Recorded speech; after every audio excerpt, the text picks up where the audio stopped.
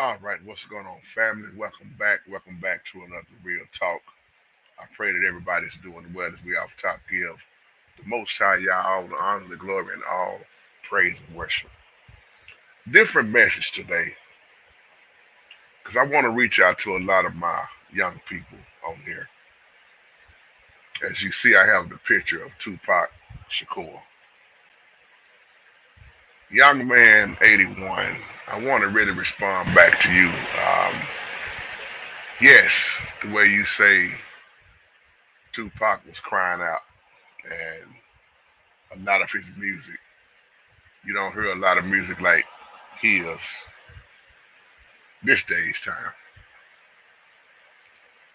But I want to get you to a greater point, my brother, in this message because I don't want you to focus on the music as I leave that picture up there for a moment.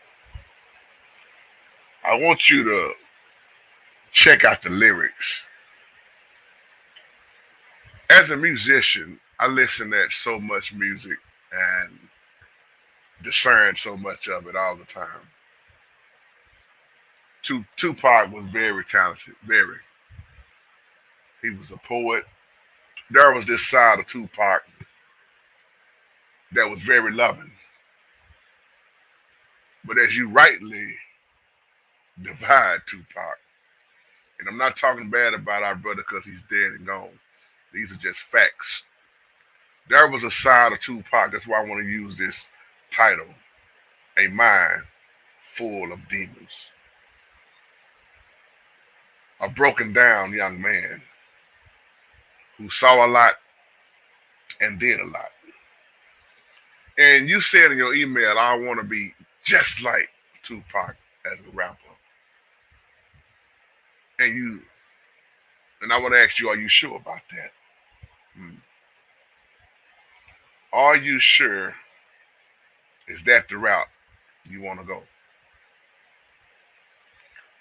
It's so many rappers hmm, that spoke their own death. They did.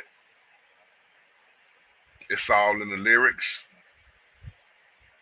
It's all in the songs. And what I really want to teach you, my young brother, because I used to be on that side with making the rap music, the demons that comes inside of the studios because of the invite that the rappers, the church folks, I said it, the R&B singers invite in through the drunkenness, through the getting high, demons. So you got to ask yourself when a lot of these songs are being wrote, what was really going on with the writer? Though this song is called Shed So Many Tears, but this was a young man who was truly crying out, and them demons was getting the best of young Tupac. Shed So Many Tears, I pretty much, I don't think it was an album I didn't have by Tupac. So I love old school, new school. I got music on top of music. Like I say, whether you talking about from the 60s, from the 50s on up to whatever. And there's a lot of music I just had to let go. And if you are not careful, teach Holy Spirit, you will be listening to the music, bobbing your head and jamming and not really catching what the artist is saying. This whole album is showing how Tupac kept seeing death. Hmm. Tupac always talked about the nightmares that he had. Always talked about death. Even though this is the title that he shed so many tears, but do you catch the lyrics? And one part that really sticks out to me is when he said, my mind was full of demons. And later on he said, my soul was deleted. Hmm. In this particular song, my brother, my young brother, if you listen closely, he started out talking about his childhood. And that's usually how it starts in the upbringing. When you are a child and you see a lot, you see people murdered, you see the drugs, the violence, the broken down home, the daddies who's never there, the prostitution, the people that just became more and more wicked and wicked. Tupac wanted to break free from those demons. But if I could talk to young Tupac, if he was still here, I would say, while you trying to break free from them, you still was inviting them in through the drinking, through the getting high. See, I don't think a lot of us knew growing up that we was inviting demons in because nobody really taught us about it. If you just look at some of the titles of his songs on this particular album, look at the one called If I Die Tonight. If I Die Tonight. Look at the title of the one called It's Just Me Against the World. And of course, this one, once again, shed so many tears. And then he had one on there called Temptations. He had one called Young Niggas. He had one called Heavy in the Game. He had one called Lord Knows. And then one of his all-time favorites that most mothers I know love was when he came out with Dear Mama. Then he had a song called It Ain't Easy. Can't You Get Away? Old School. And then the one that sticks out to me, excuse my language, but it was called Fuck the World. I had to say excuse my language to my Christian folks on there. And then another one that stick out was called Death Around the Corner. And then Outlaw. Me Against the World. If I Die Tonight. Shed so many tears. Death Around the Corner. Those are the ones when I started really looking at the life of Tupac Shakur. I said Tupac is dealing with demons. He's very demonic and he's crying out. Born June the 16th, 1971. Died September the 13th, 1996. He was still a young man, 25 years old.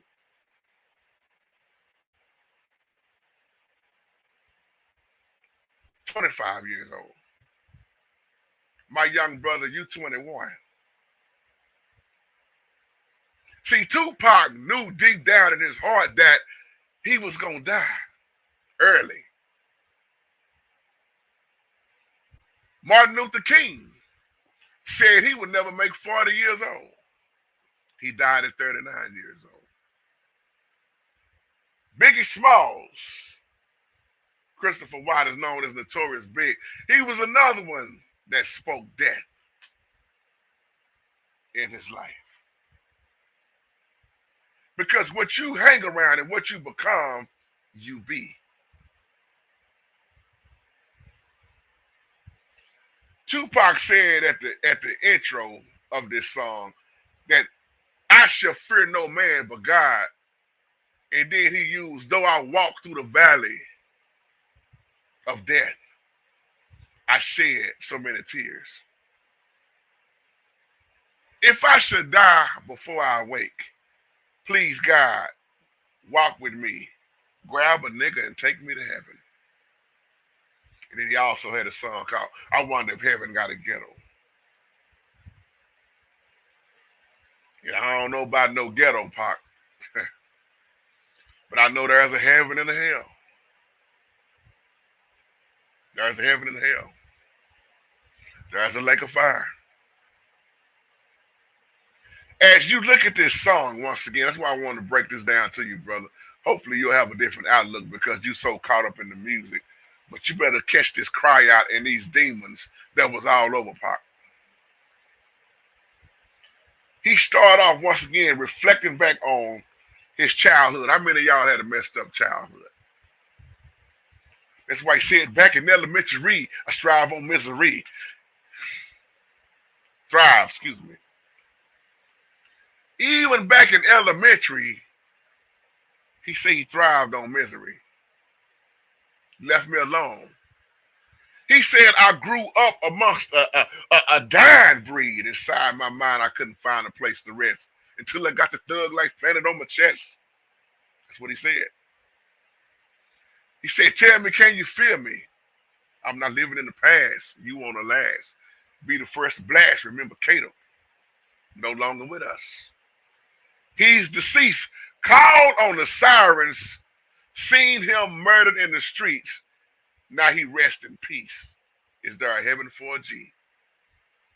Question is, did Cato really even rest in peace?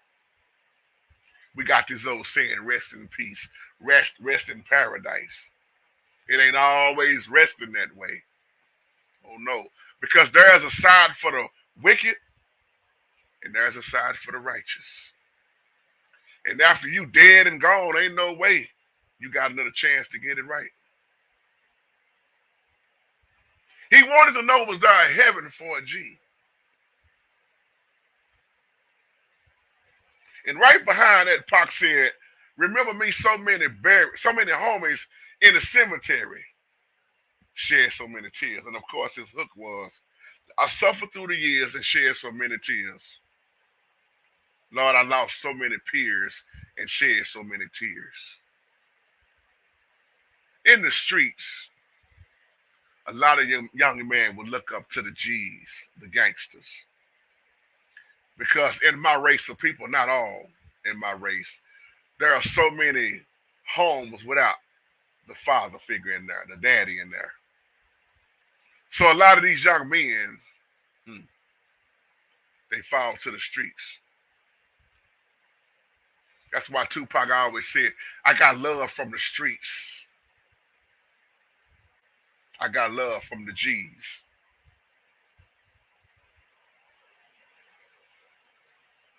When you look at verse 2 of this song, Shed So Many Tears, he says, now that I'm struggling in this business, by any means, label me greedy, getting green. But seldom seen, then he said, and fuck the world, because I'm cursed. I'm having visions of leaving here in a hearse. That man knew his time was winding down.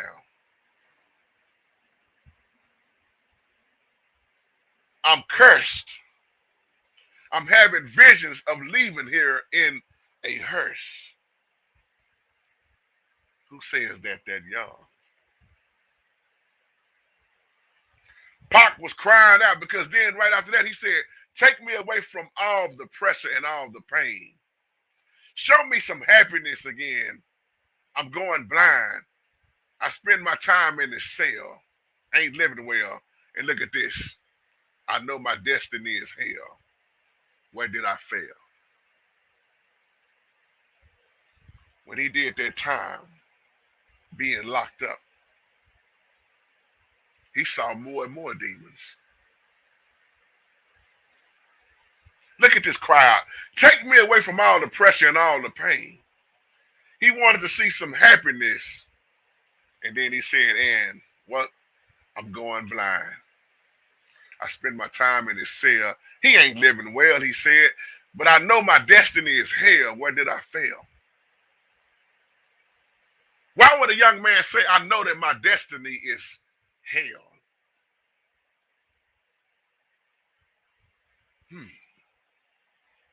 See, it's more to this than just a beat. This is a cry out. This is death.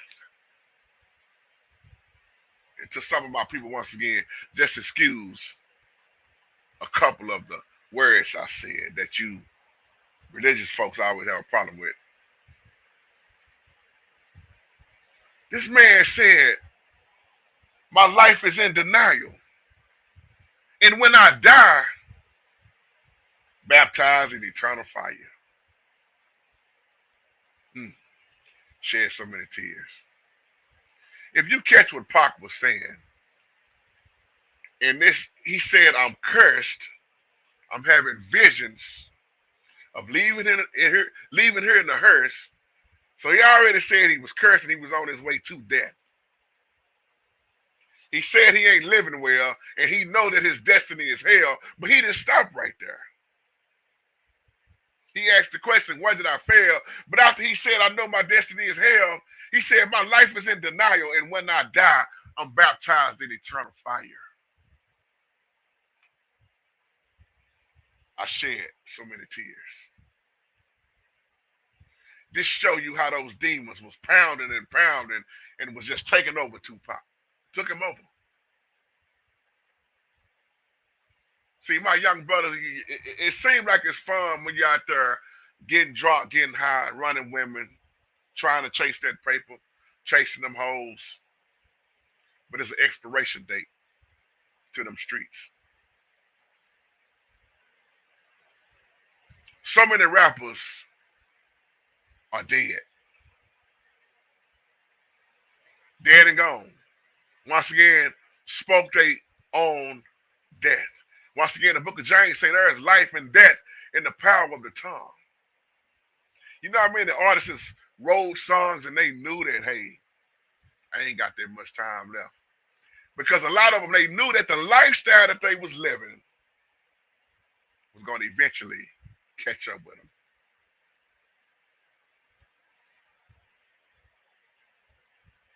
And when you finally get to verse 3, teach Holy Spirit. Oh, man, somebody said, don't say that in this video. Oh, no, teach Holy Spirit. And finally in verse 3, Pac says, now I'm lost and I'm weary. Here go the one that really sticks out again. He said, so many tears, I'm suicidal, so don't stand near me. And then he said in my Tupac voice, my every move was a calculated step to bring me closer to an embrace an early death. He said his every move is a calculated step to bring him closer to embrace an early death. He knew he was going to die young once again.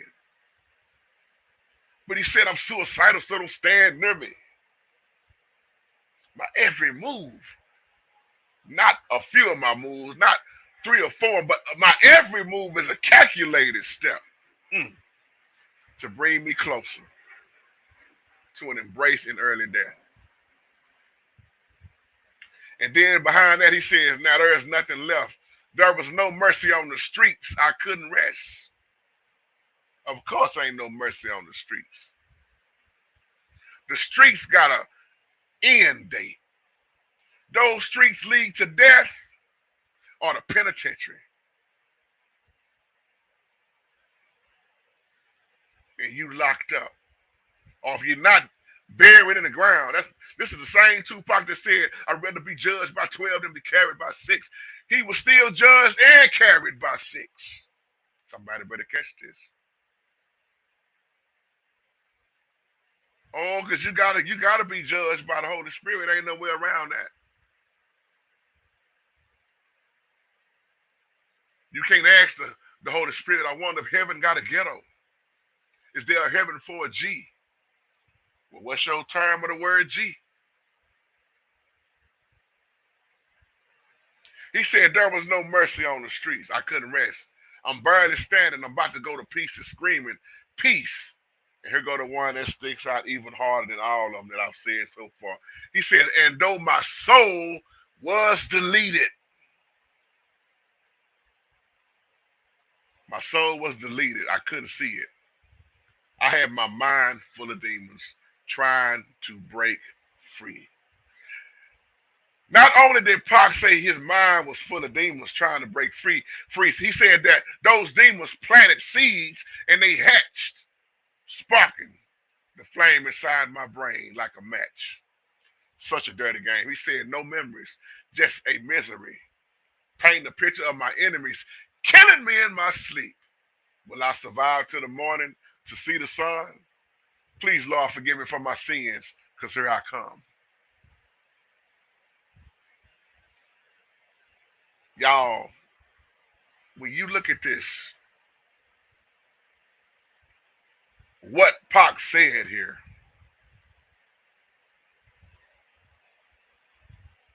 this was so demonic. I wish I could have sat down and talked with Pac. Because Tupac was also worshipped by so many. So many young rappers who want. I mean, I want to be like Pac. Once again, I'm not talking bad about Pac. I'm stating facts. I always said if Pac had got delivered, the type of young men he could have reached. Pac was a different type of rapper. He was, that's why I say he was more of a poet. When you look at his mom and the anger that he had towards his dad, you see her cry out. That's why he said, although my anger wouldn't let me feel for a stranger. He was talking about his own daddy. He looked at his daddy as a stranger. He said, all along I was looking for a father. He was gone. I hung around with the thugs, and even though they sold drugs, they showed a young brother love.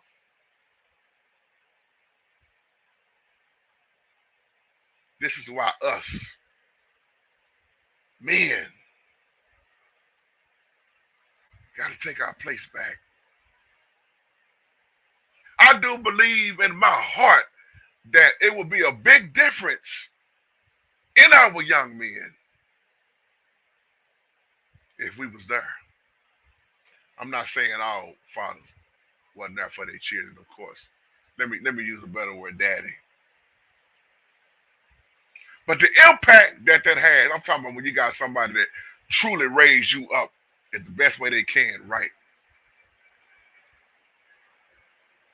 Would that have had a better impact on Tupac? And some of these rappers' upbringing wasn't all that bad. Somebody talked about Biggie upbringing the other day. Some people just want to be a gangster.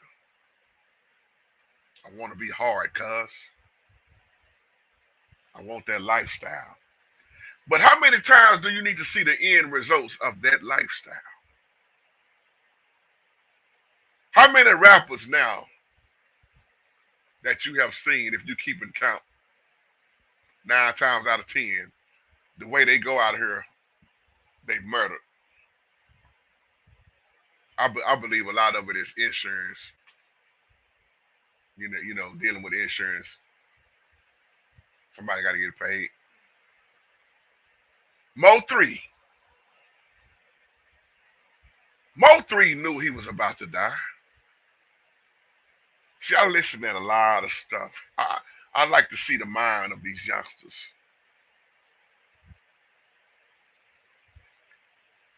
He would say in one of those songs, Lord, forgive me for the blood I'm about to put out on these streets. Or Mo 3 would talk about how his grandma knew what he was doing.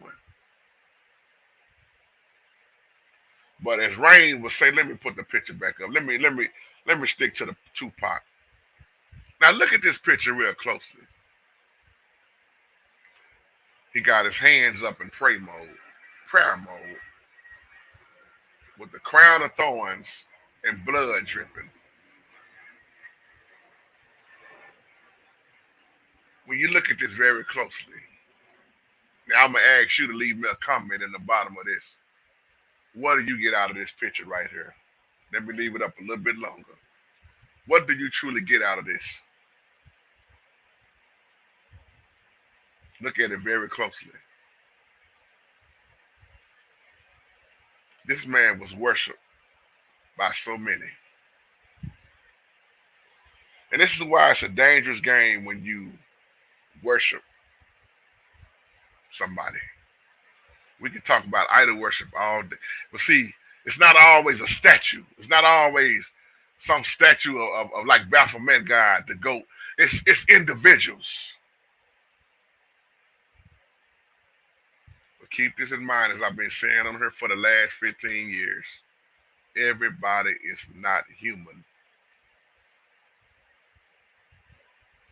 We are living in the days of Noah. Cloning is true. If you don't believe it, I don't know what else to tell you.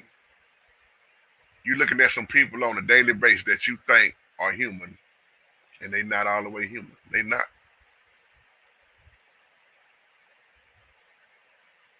Think about that.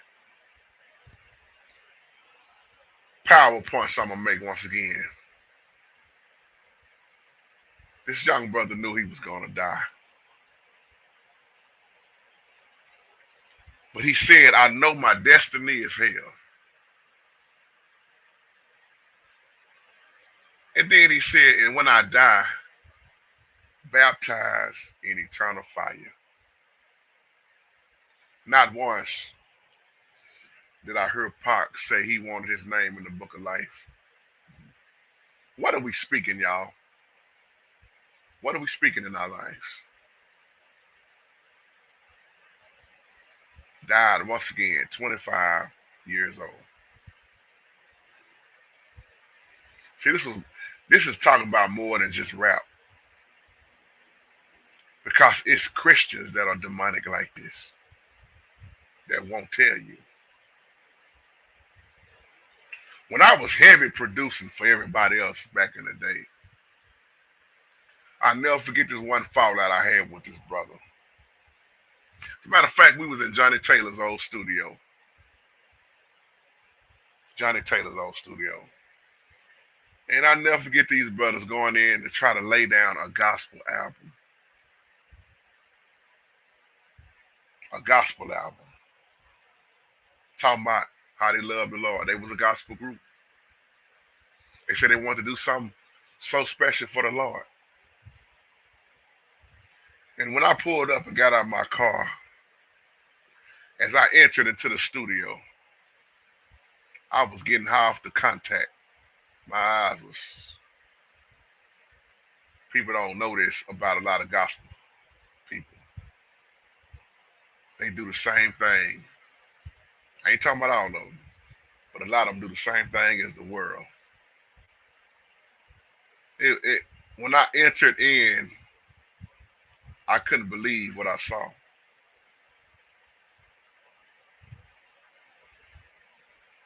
So drunk that the engineer had to put them out because they was drunk and stumbling over the big old mixing board, tearing up the equipment, passing around the blunts so high they couldn't even remember the lyrics to the gospel song. I'm talking truth, y'all. If they're looking at this video, they know who they are. And at that moment, I knew then that Christians, so-called Christians, a lot of them battle with these same exact demons. I don't know why the Most High had me to take it there, but I'm going to be obedient. Battle with the same exact demons as these ones you say is so worldly. So who's better than who? Everybody need help. But I'll never forget that in this studio. And I was the only one in there in my right mind. And I looked around at all of them. I said, this is the way y'all do God business? Call this God business? I'm out. No, Jay, don't leave, man. Hit the blunt with it, man. Hit the blunt with it. Come on, man. You got to get on. See that? Oh, teach Holy Spirit. If you notice, not only in the rap field, or the gangster rap, R&B, a lot of musicians and singers, artists, producers, they got to get in that mode. Listen to what I'm saying. They got to get in that mode, man. Give me that joint. I got to get drunk so I can start feeling it. I got to start feeling it, man. Let me hit that blunt one more time then. The more and more you hit the blunt, the more and more you're inviting in demons. See, this is that truth a lot of people don't want to talk about. How else do demons get an invite? Through drunkenness, through getting high. And that's why the Bible say be sober-minded. And that's all the time I'm going to take. And I leave you with that. Y'all have a wonderful, wonderful, wonderful, blessed day. To my young people, once again, young men, it's a whole lot that go on behind closed doors you don't see. You see the fortune, the fame. See, in reality, a lot of these rappers, they owe so many people. A lot of them do not own what they have. A lot of these older rappers will tell you that how they got messed around by the label. And that's why now so many people try to go past the record label. Because there's a lot of dirt, a lot of shystiness. So what you looking at, young brothers? Look at what it got Tupac. Look at what it got Biggie. Look at what it got Mo 3. I'm just naming a few. The list goes longer and longer and longer. Think about that as I wrap this video up. What do you really want out of life? Shalom, family.